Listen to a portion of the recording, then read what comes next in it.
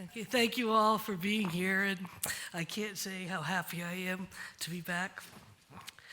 So, Aristophanes Clouds, it could be argued, and I plan to argue this, is about who counts as gods. So long before Socrates had said to Strepsiades that the gods are not nomisma, are not currency with them. We already have a little tiny argument about the gods. So at the very beginning of the play, Pheidippides swears by Poseidon, but Poseidon, of course, is the great god of horses. And Strepsiades objects to that, and Pheidippides changes to Dionysus. As it happens, if you know what happens at the end of the play, that may not be auspicious. Again, the same kind of thing. This is one of my very favorites. So this is when Strepsiades meets Socrates, and Strepsiades, who, as I will argue, has a rather conventional view of the gods, always said that rain was Zeus pissing through a sieve. Okay. Socrates says, no, it's the clouds that cause the rain. Okay. And who moves the clouds? It's ethereal vortex. Right? But Strepsiades, who has a rather concrete imagination, says, oh, I get it. So that means that Zeus is no more, and now Dinos is king of the gods. And I would argue even that the clouds themselves, and this of course is something I'm going to talk about, are in some ways wannabe gods more than anything else. And notice for later on this O sophotoi theatai, right? O most wise spectators, because I think that's important. But what I wanted to point out now was that the clouds are insisting even to the audience, so even into the parabasis, when they get to speak as a chorus to the theater spectators, as theater spectators, that for real, we're really, really gods. We're like really neat gods, and you never honor us, and we're disrespected. And by the way, we were just hanging out with the Olympian gods, and the moon said to us, et cetera, et cetera, et cetera. So on that light, I think a lot of what's going on in the clouds is, what does it mean to be a god? And of course, the clouds are gods. But I'm going to argue, and this is rather tongue-in-cheek, but I think that's appropriate because it's a comedy. And even more than that, I'm going to argue that exactly the tongue-in-cheekness, exactly the comedy quality of it is what's most important. So I'll just go ahead and say this now. From my point of view, when you read a tragedy, when you see a tragedy even better, you don't ignore the pity and fear. The pity and fear in the tragedy is part of the meaning. And I would say the same for comedy. It's not that comedy is serious despite the fact that it's funny, that comedy is serious exactly through the humor. And that's what I'm going to try to point to now. So on the surface, clouds, I think, are actually very much like Logoi. If any of you have ever tried to write a paper or write a lecture, for example, you will know that words like clouds look like there's something up there and fairly definite, but as soon as you try to pin them down, they get very, very tricky. And you know also that, as Socrates says, his clouds change depending on which human beings are working with them. So words sometimes change depending on what human being is working with them. In the same kind of a way, I would say that they can be very, very benevolent. So the clouds themselves point out that when they're nice and white and fluffy and happy, or they bring rain to the little green plants, everybody's happy, but they can also send down the hail. And one other thing, and this is more out there, and this is something I want to talk about in lecture period, in the question period, one thing that comes up a number of times is this idea of rain, is this idea of the clouds as being intermediaries. They kind of suck up the water, and then they bring the water back down. And again, a little bit tongue-in-cheek, but not really. I think there's a way in which you could argue that words, too, are intermediaries. That on the one hand, they come from the soul, but they're also reflected out into the world. And I can take this even a step farther and argue that not only are clouds rather like the words, and clouds are the gods in the clouds, but actually the Logoi themselves are very much like gods. And it's not only at St. John's that the Logoi are gods. The Logoi are gods, I think, kind of all over. If you think about the Greek gods, for example, there are many of them. And like Logoi, they're very often opposed to one another. And like Logoi, they can even be somewhat arbitrary, perhaps. And again, I think if words are intermediary and clouds are intermediary, remember the Greek gods also, right? The Greek gods don't create nature, they come from nature. So you have originally forces like eros, chaos, chasm, earth, and then in some way they go on and produce demigods, and demigods in some way produce us. So I think in some way you can argue that the Greek gods are that same kind of intermediary position that both words and the clouds are, that they come from effects in some ways like eros, but then of course, if you're suddenly struck by desire, that's Aphrodite. Or if you're suddenly struck by an inspiration, that's Athena. So they both come from the world and then cause effects in the world. And I could even say this, that maybe going even further, maybe it's not just the Greek gods. There is a question, as there is with the divine, of is there just one logos, right? Or are there many?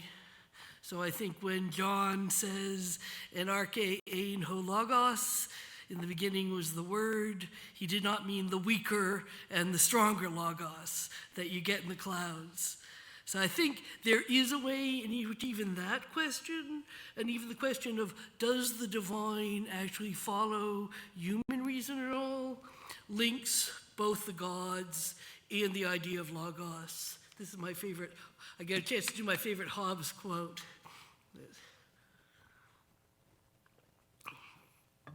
The Greeks have but one word, logos, for both speech and reason. Not that they thought there was no speech without reason, but that there was no reasoning without speech.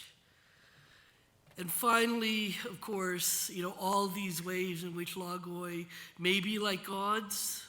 The primary one is probably, do we make them or do they make us, right? Is it the human beings who create the gods or the gods who create the human beings? Is it the words, the logoi, that control us, or are we able to control them? So they say the argument is playful. It's meant to be playful, but I hope, like Aristophanes Clouds, it's also thought-provoking. So I'm going to argue that words are gods, but I'm also going to argue that since there are three different kinds of words in the clouds, there are also three different kinds of gods, and also three senses of how the two might be alike. So there's, of course, the stronger logos and the weaker logos. And then I'm going to argue that there's a third kind of way that's actually very different, which is Aristophanes, Socrates' view of logos. And then I will, of course, because I have to, because it's St. John's, also talk about how Aristophanes, Socrates might or might not compare to Plato's Socrates. So the first view will be that of Strepsiades, and I think you'll see why I'm going to argue that he's actually primarily associated with the stronger logos. So as with his view that, the gods are like Zeus pissing through a sieve, he is a rather concrete view of what the divine might be. And I think I would argue that it's a kind of an old-fashioned traditional view of the gods that he's exhibiting, and it's very much like his view, as it turns out, of what logos is. It's almost like a black box. It's somehow you propitiate, you give the gods what they want, and they give you back what you want. But you never have to know why.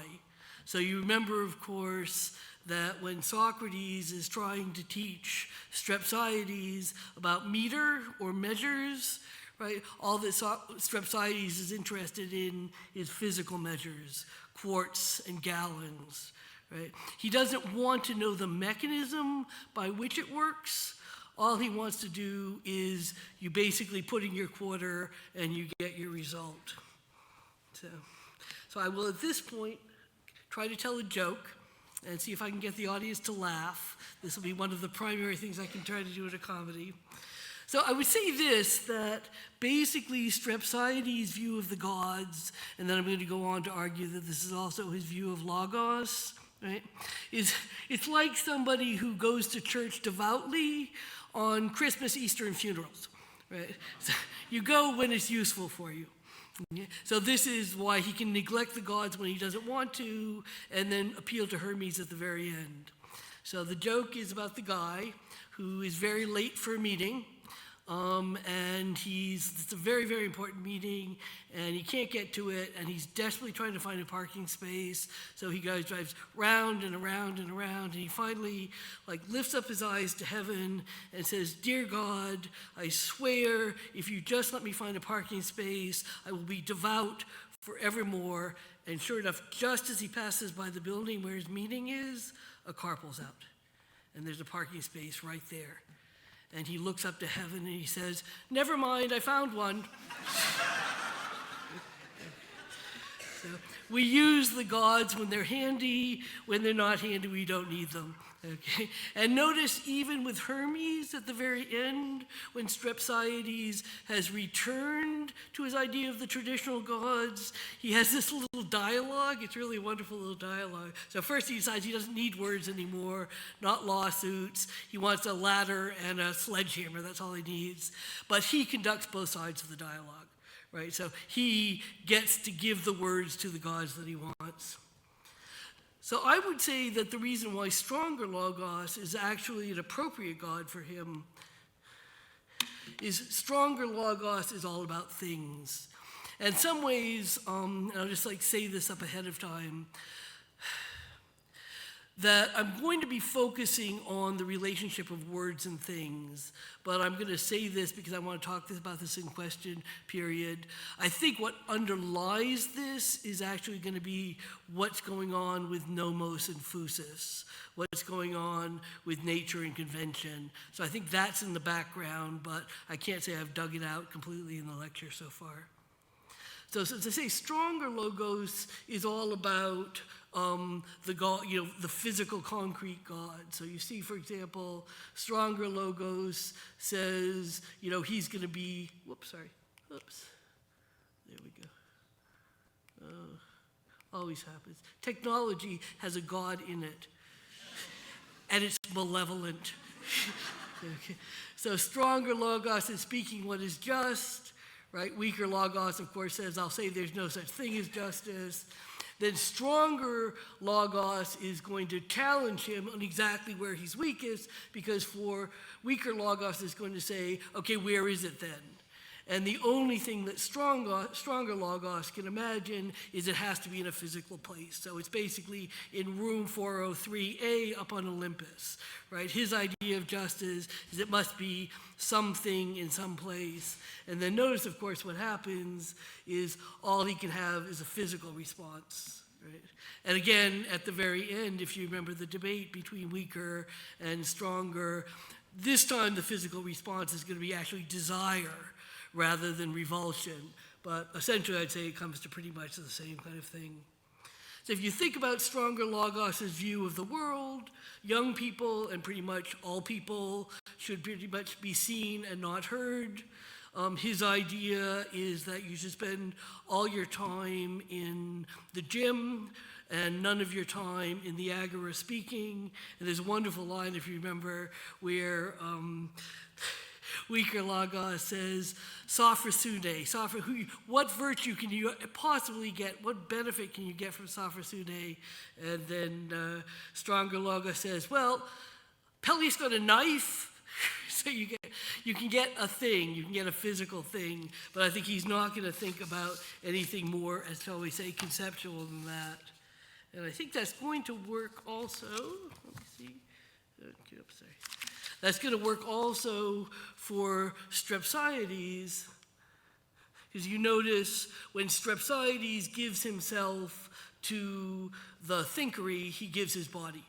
And he's always thinking about physical things. So when Strepsiades meets the students, and he says they're looking for things under the earth, they're root vegetables, from his point of view. When he says that he's got a solution to out-argue the lawsuit against him, it's completely physical. He's going to take a glass and melt the wax on the lawsuit. Or he can stop the collection of interest when the moon comes around by capturing the moon. So it's always going to be this kind of physical quality for him. And as a result, I think, if you remember all those bedbug jokes, all the jokes about his being tortured physically in his body, to the extent that when Socrates says, he's lying on the bed underneath the covers, and Socrates says, have you grasped anything? Is there anything that you can actually finally grasp? And well, it's to say, it's a portion of the male anatomy, so that's all.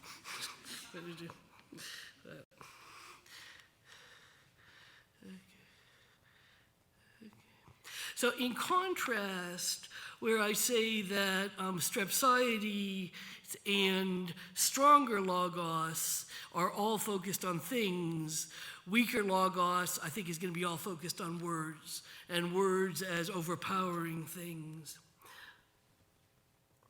But before I get there, I think one of the things that Aristophanes is bringing out is the kind of mismatch.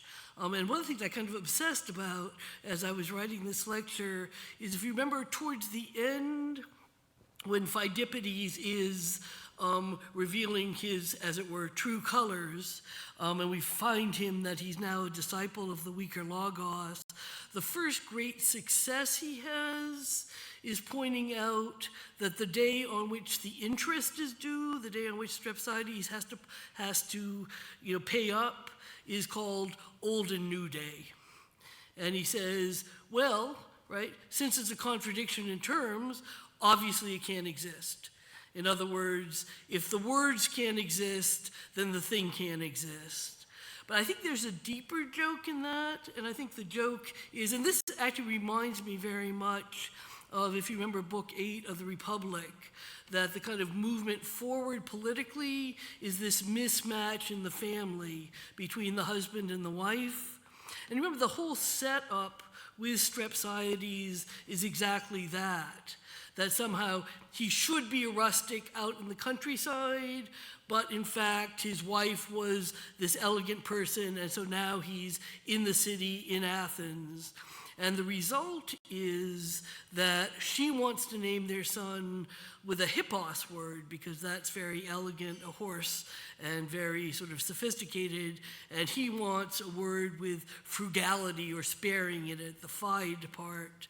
So they end up with pheidippos, which is a contradiction in terms, right? It's a sparing of horses, which is exactly what Pheidippides is not.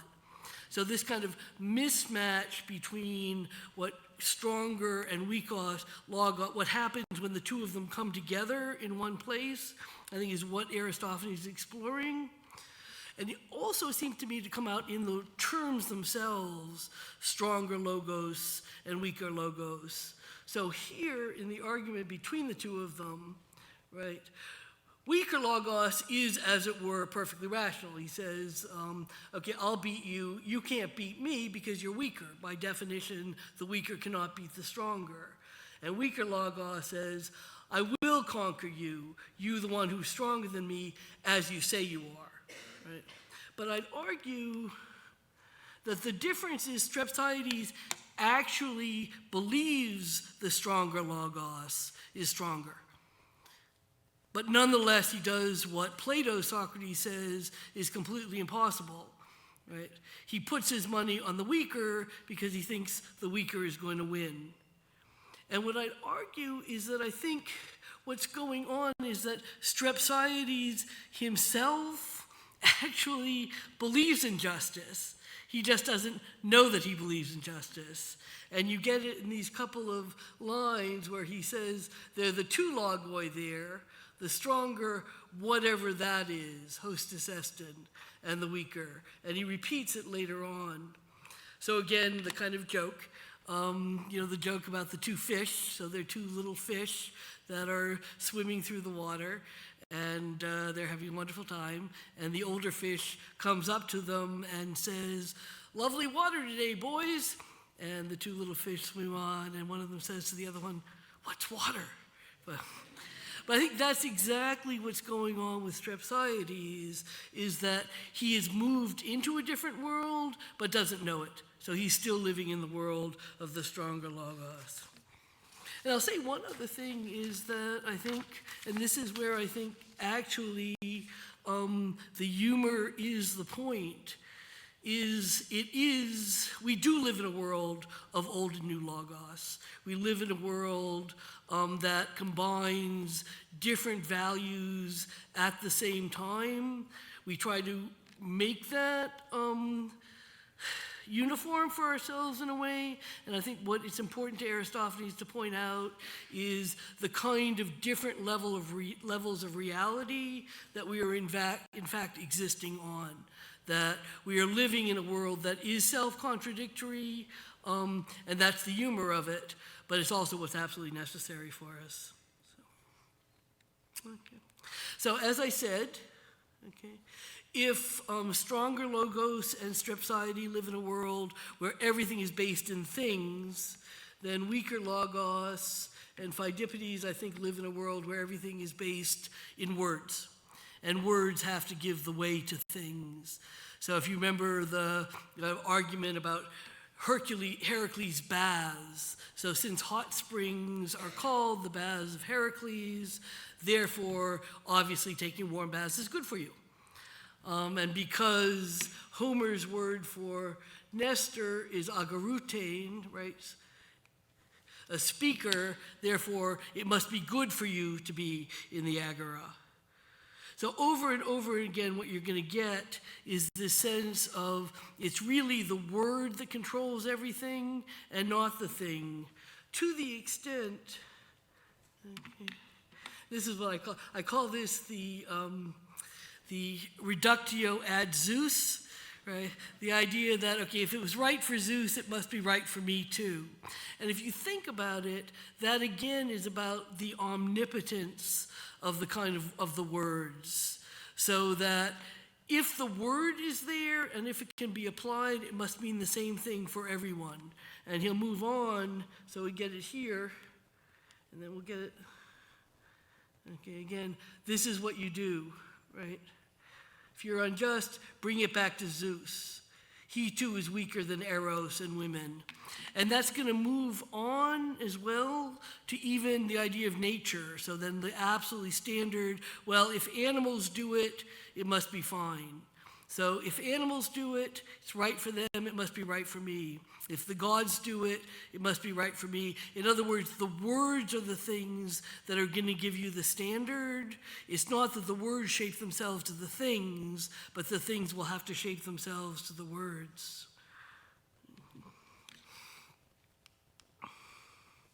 So I think one of the difficulties you're going to get with that, in the same way that you see with stronger logos and Strepsiades, is that he's not able to see what he himself believes in.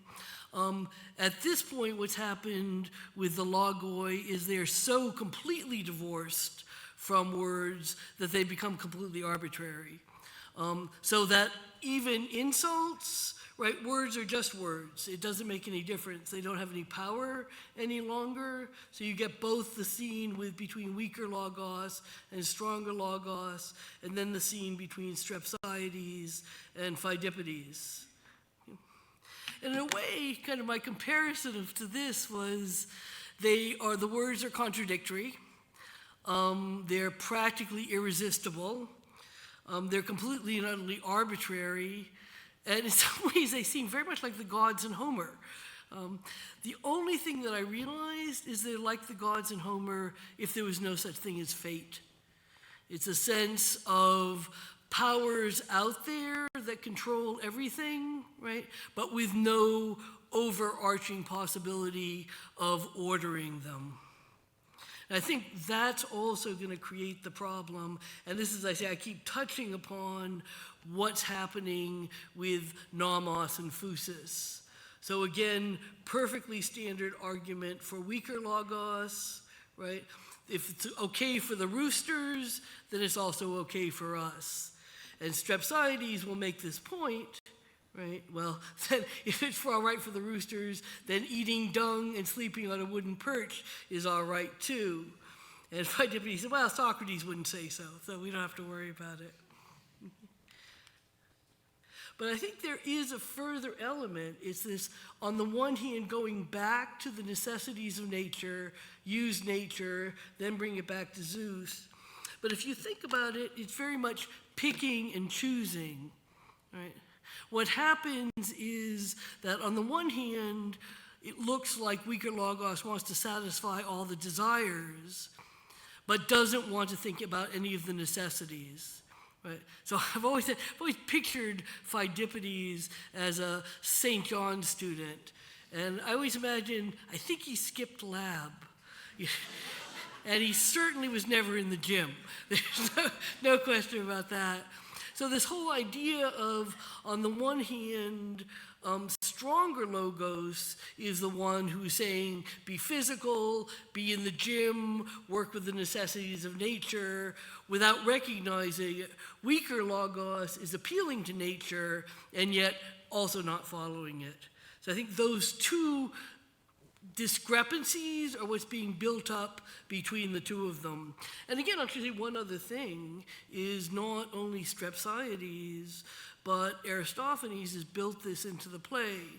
So for example, when in the Republic, Thrasymachus says that justice is the advantage of the stronger, the kraton, right? He means the stronger. I mean, the guy who can actually beat you up and make you do whatever it is he wants.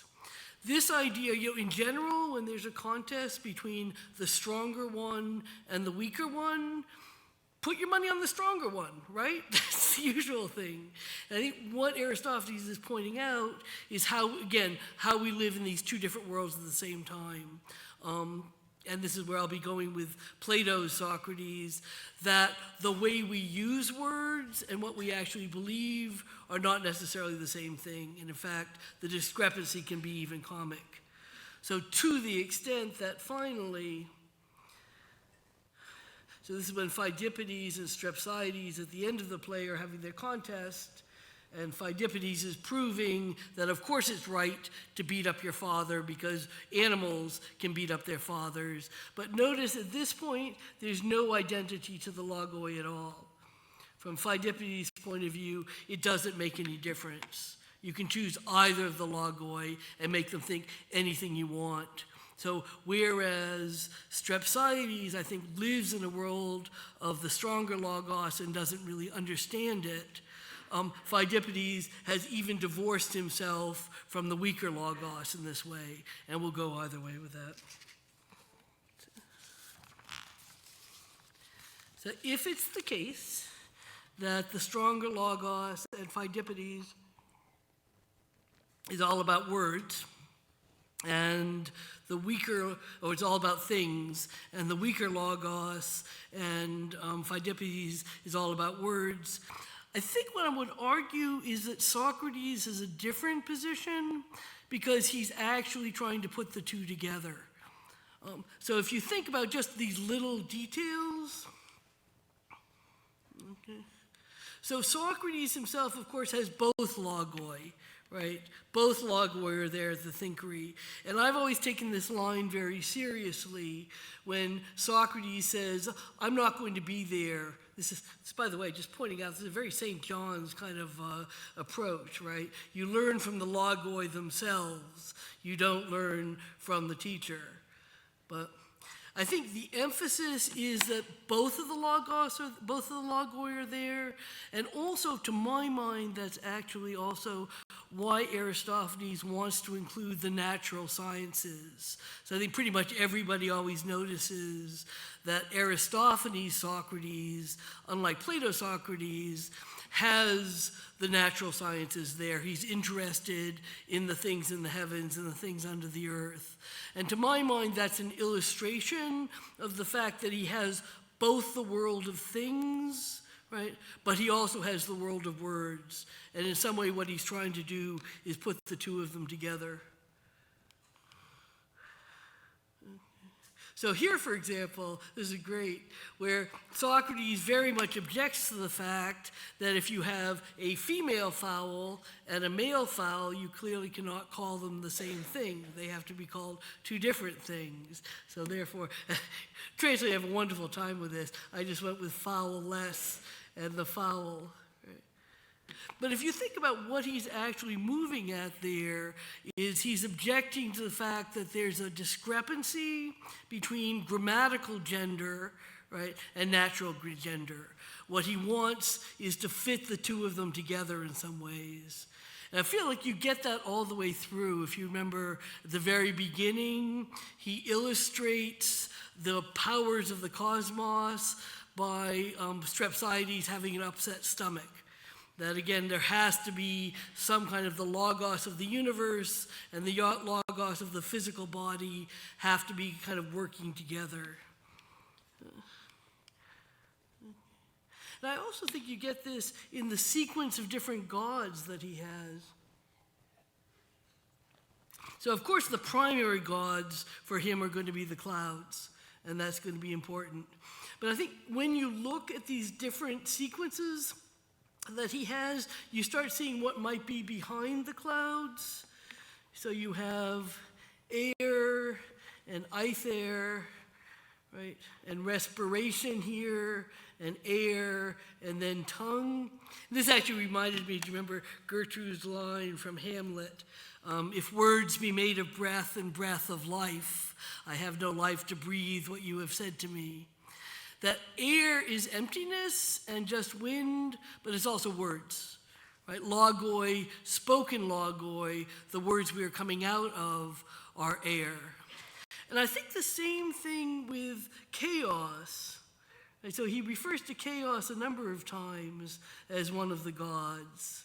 And of course, chaos is from casco, so it's not chaos as a mixture of things, but chaos is an emptiness. So casco itself is to yawn, so you make a gap, right? It's an emptiness, it's a gap. So in a way, on the one hand, you could say that's right, Socrates' words are about emptiness, but I think even more, right? They're about the traditional beginnings of the universe, right? It's what everything is grounded in finally. So both in Hesiod's Theogony, first of all was chaos, and then broad-breasted earth, right? And then Eros and Tartarus. And you even get a parody of that in Aristophanes' play, The Birds, where first you have chaos and night, and then they will give birth to the birds. So I guess I would argue that in some ways, and this may seem ironic, but I don't think so, that Aristophanes Socrates is actually trying to, I guess, do what I feel maybe the gods ought to do, which is actually grounding reality in some way. So whereas, as a parallel, Strepsiades thinks that, Logoi arguments are just, kind of a black box, a magic wand. You don't need to know anything about them. You just kind of press the button and use them. So you don't have to learn meters or it's like as if you could learn Greek without knowing your paradigms. Just saying. Okay. Whereas Socrates is all about you must learn your paradigms. That he's trying to teach the meters and the rhythm and actually get some kind of a grounding. And this is why I wanted to use that, again, perhaps playful idea in the beginning of the gods as an intermediary. That in some ways, what Socrates is trying to do is actually use the gods as something that connects the world of things, right, to the world of ideas. Some way that there's actually a grounding in them. And exactly in that same kind of way, you could say, why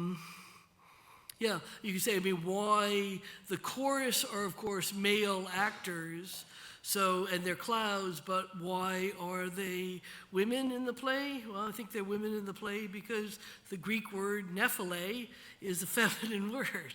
So the words are the ones that are going to determine the gods, and that, I think, is actually Aristophanes' joke on Socrates, is that he really does think that the words are gods.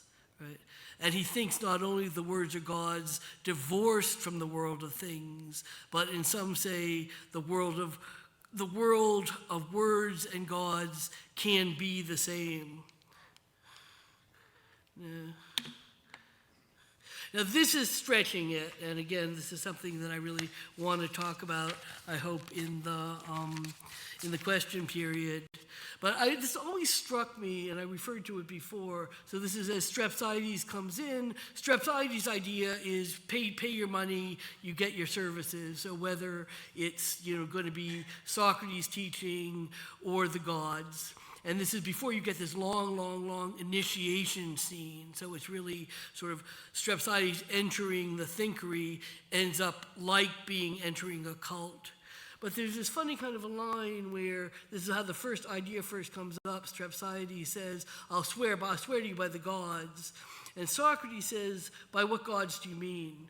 He says, because the gods with us aren't nomisma. They aren't currency.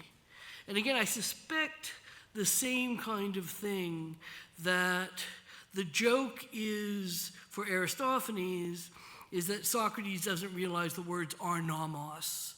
He wants the words to be something more than nomos. He wants them to kind of fit together in some kind of absolute way with the world of physis. So moving from there briefly into Plato's Socrates, and this seems very paradoxical, but if I say to myself, okay, is that actually a fair picture of Plato's Socrates? Yeah, really is. I mean, if I think about the Republic, right, what is the point of the Republic? That the word justice is not just a word. It genuinely is good for you. Right? It's not just a question of what seems to be, it's a question of what genuinely is. Or if I think about the Gorgias, I mean, why would it be better to suffer injustice than to do it?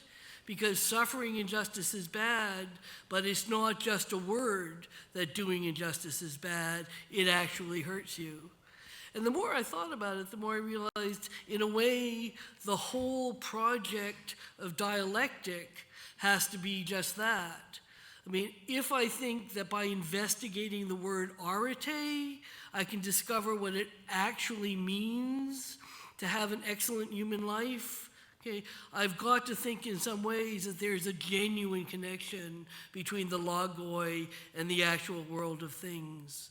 So in that way, I think, Aristophanes has figured out something about at least what Plato Socrates will do. The difference, I suspect, is that for Aristophanes, he doesn't think there is any conjunction like that.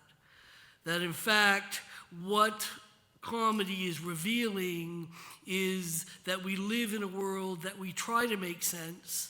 We create a reality for ourselves and work with that reality as if it was the reality, and then pretend that we didn't make it in the first place.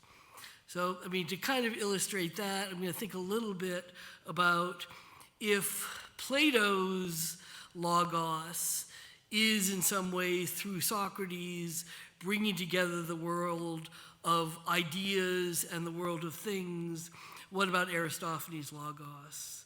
And I guess one thing I would say is, on the surface, comic Logos is the weaker Logos. I mean, comedy is all about puns. It's all about double meanings. It's all about juxtaposing different levels of reality. So one thing Aristophanes adores is meta-theater. So he loves to have the characters come on stage and finally, in the middle of the story say, oh, should we tell the audience what the joke is? Right? Or remember in the Parabasis, Strepsiades, or in the Parados, when the chorus is coming on, Strepsiades, I can't see them, I can't see them, I can't see them. So over there in the wings, right? So the whole audience looks over. Or even in the Parabasis, where you have this period, do you remember I pointed out in the very beginning, where he turns directly to the spectators and addresses them as spectators. I think every time he does that, what he's doing is reminding you that you're living in the world of the story, but you're living in the world of the story at the same time, there's another reality, which is the reality of yourself here in Athens. And even more in terms of the weaker Logos, Aristophanes can actually use words to become things. So he does this in a number of plays, but one of my favorite examples is here. So our friend Dinos from the beginning, right?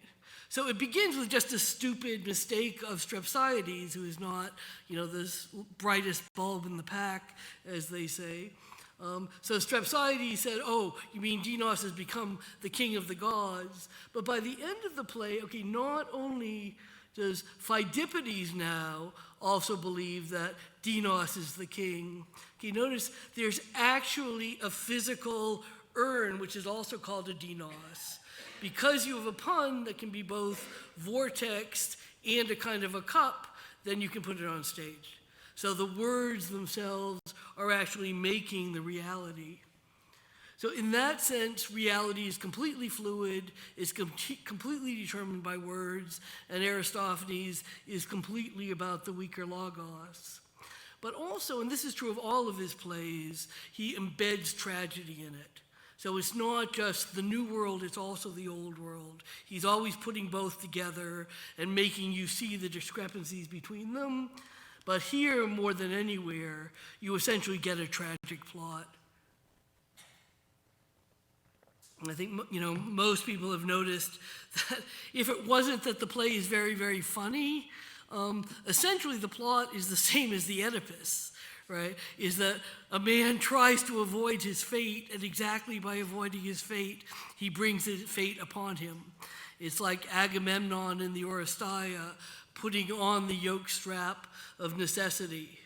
So this is exactly what the Clouds tell Strepsiades, right? That in fact we are real gods and we actually work for Zeus, right? And you must learn to fear the gods. To the extent, and I love this is completely coincidental, but it's got a rather biblical reference to it. Right? Where shall wisdom be found? Right? The fear of the Lord, that is wisdom, and depart from evil is understanding. But I think in the comic version, and this I think is again where Aristophanes is going, Socrates also ends up being a tragic figure. If you think about it, Socrates brings these gods on stage, and I'll go even further. He creates the gods and then is destroyed by them. And in the end, although it doesn't make any logical sense, I think the argument that you're getting is that you must fear the gods and you must fear the Logoi, even though you make them up yourself.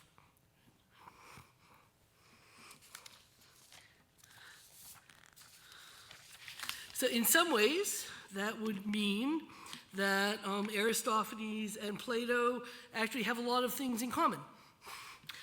One of the things they have in common is that you learn from the Logoi themselves.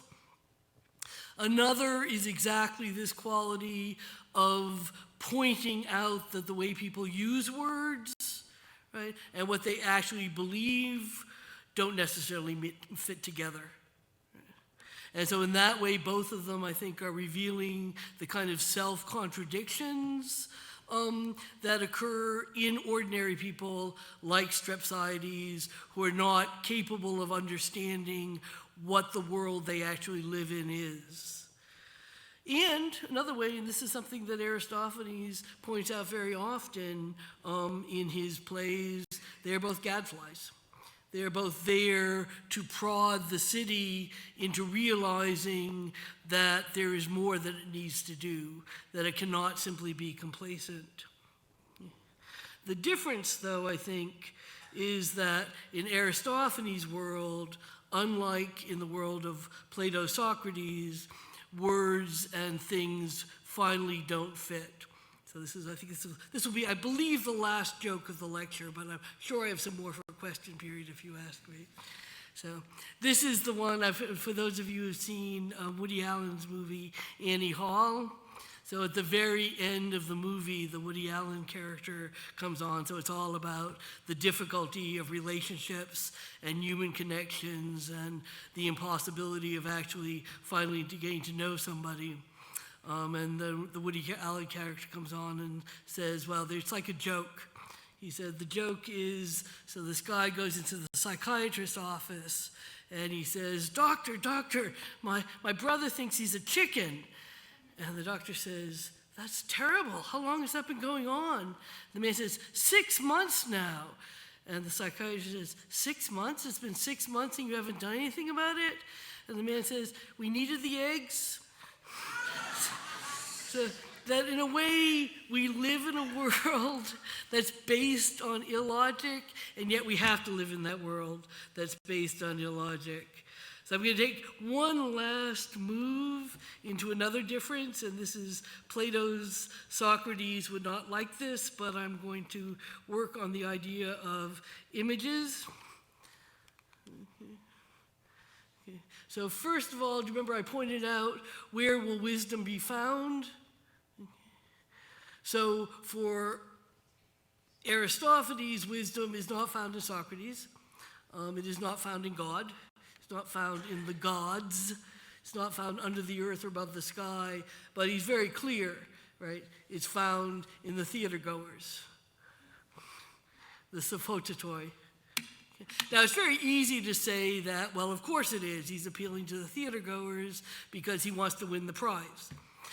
But I remember thinking this at some point when somebody objected that, well, of course, Plato and Aristotle always say the philosophical life is the best life because they were philosophers. And I remember, well, but, it could be the other way around, right? I mean, maybe the reason why they became philosophers was because they thought the philosophical life was the best life. So I thought the same with Aristophanes. I think it's a very dubious kind of wisdom. I don't think there's any sense in which Aristophanes points out over and over and over again that mostly the spectators are completely wrong. And yet, maybe one of the reasons why he wanted to become a comic poet was because of some kind of quality of wisdom that is in the spectators. So in contrast, for example, okay, so this is the image. So this is Raphael's School of Athens. So notice, yes, there's a group of philosophers, but they're all in individual groups. So one difference between Aristophanes, Socrates, and Plato, Socrates is Plato, Socrates is going to talk to individuals, but Aristophanes, Socrates is talking to the whole. That the idea is always that you're working in community. And I think the freshmen, are just coming up to this, but you will see soon a chance where Aristophanes and Socrates meet under the auspices of Plato in the symposium. And one way you can look at it, and I think it's a common way to look at it, is that Socrates is talking about the need to seek the good. Okay?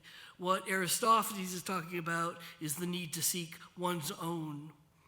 So I'm going to end right now by putting in a little plug for one's own, that of course we want philosophy. And of course, this is Plato and Aristotle. So in fact, you could even say this is the world of ideas and the world of nature coming together and fitting, but that there's also a kind of a place for just a sense of community, even when you know the community is based on something irrational. There's the kind of laughter that Plato's Socrates talks about, which can be a laughter of rejection. Okay? But there's also a kind of a laughter of acceptance, a kind of laughter that, yes, it doesn't make sense. It's kind of the laughter that you often will have when you're looking at children. It doesn't make sense, and yet you need to accept it. So I'm going to end with something that is not necessarily an ideal philosopher, but is perhaps our own. And the point is that Logoi are the gods, but they're not the only things in the universe. And sometimes you have to work with just what's your own.